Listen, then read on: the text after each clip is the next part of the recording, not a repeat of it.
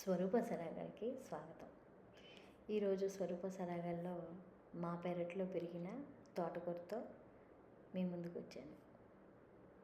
తోటకూర చూసారా ఎంత గ్రీన్గా, ఎంత లష్ గ్రీన్ వచ్చిందో. కొయ్యాలంటే అస్సలు మనసు ఒప్పలేదండి. కానీ వదిలేసామా, ఇంకా వాటికి గనక విత్తనాలు వచ్చినాయి అంటే దాని కాపు మాత్రం మనం ఆపడం చాలా కష్టం. ఎప్పుడో ఊరికే విత్తనాలు అలా వేశాను అంతే. ఒక సైడ్ వేస్తే అవి మొత్తం గార్డెన్ అంతా ఆక్యుపై చేసేసినాయండి. ఎన్ని కుండీల్లో పెరిగినాయి, ఇంకా మీకు వీడియోలో కొన్ని కుండీలో పెట్టాను, ఇంకా వేరే కుండీలు పక్కన ఉన్నాయి. సో అన్నీ కలిపి ఒక చోట పెట్టాను.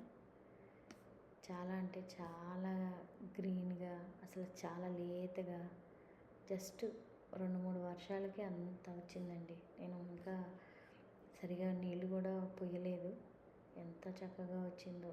ఇప్పటికి ఈ వీడియో చేసేటప్పటికి నేను ఈ తోటకూరని 4 సార్లు వండాను, 4 సార్లు కోసాను, 4 సార్లు వండాను.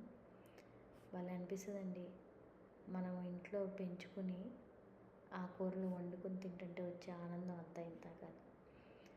ఎవరికైనా కానీ అబ్బా పని ఎక్కువ, మొక్కలు పెంచుకోవాలని చాలామందికి ఉంటుంది, కానీ పని ఎక్కువ అని అనుకుంటాం. కానీ పని చేసేటప్పుడు కొద్దిగా పని అనిపించినా మనం అవి ఫ్రూట్స్, ఆ ఫ్రూట్ని మనం తినేటప్పుడు వచ్చే ఆనందం అంతా ఇంత కాదు. ఫ్రూట్ అంటే అది కూరగాయలు అవ్వండి, ఫ్రూట్స్ అవ్వండి, ఎనీథింగ్, వెజిటేబుల్స్ అవ్వండి, ఎనీథింగ్ మనకి వండేటప్పుడు ఆ ఆరోగ్యం సగం, మన ఆరోగ్యం అంతా మన ఫీలింగ్తోనే వచ్చేస్తుందేమో అనిపిస్తుంది.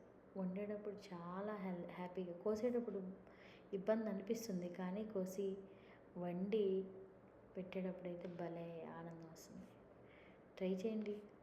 మీకు అమెరికాలో మాకు విత్తనాలు ఇండియా నుంచి తెప్పించడం అనేది చాలా కష్టం. ఇప్పుడు విత్తనాలు ఆన్లైన్లో కూడా దొరుకుతున్నాయి, కానీ ఇండియాలో ఉన్న వాళ్ళకి విత్తనాలు దొరకపోవడం అనేది ఉండదు. కనీసం కుండీల్లో అయినా వేసేసుకుని మన ఆకుకూరలు మనం పెంచుకోవచ్చు. తోటకూర, పాలకూర, చుక్కకూర, గోంగూర కూడా నాకు చాలా పెరిగిందండి. దాన్ని విపరీతంగా పెరిగితే దాన్ని కూడా నేను ఫ్రోజన్ చేసి ఫ్రిడ్జ్లో పెట్టుకున్నాను. దాన్ని ఉడకపెట్టేసి పక్కన పెట్టి నేను అప్పుడప్పుడు ఏమీ కూరలు లేనప్పుడు ఇంట్లో గోంగూర పప్పు, గోంగూర పచ్చడి, గోంగూర మటన్ అట్లా వండుతాను. భలే బెనిఫిట్స్. కుండీల్లో పెంచుకోవచ్చండి ఈజీగా, చాలా ఈజీగా కుండీల్లోనే పెంచేసుకోవచ్చు. తోటకూరకి నేను నువ్వులు వేస్తాను. నువ్వులతో వచ్చే టేస్ట్ అయితే చాలా బాగుంటుంది. పైగా నేను వాడే పాత్ర కూడా చాలా ఇంపార్టెంట్. దానివల్ల వచ్చే విటమిన్స్ కూడా మనకి బాడీలోకి వెళ్తాయి. కావాలంటే మీరు గూగుల్లో కూడా చూడండి, క్యాస్ట్ ఐరన్ వల్ల బెనిఫిట్స్ ఏంటి అని. చాలా మంచిదండి. తోటకూరకి ఏమి తాలింపు వేసేసుకొని తోటకూర వేసుకోవడం, ఉల్లిపాయలు వేసేయడం, మనకు సరిపడా ఉప్పు, కారం, అంతే అండి. నువ్వులు వేసుకొని చేసుకోండి, ఎప్పుడైనా ట్రై చేయకపోతే కనుక. చాలా అంటే చాలా బాగుంటుంది. అంతే అండి. అంత తోటకూర నాకు అంత అయింది. ఈ తోటకూర నేను కనీసం 5-6 సార్లు అయినా వండాను. ట్రై చేయండి.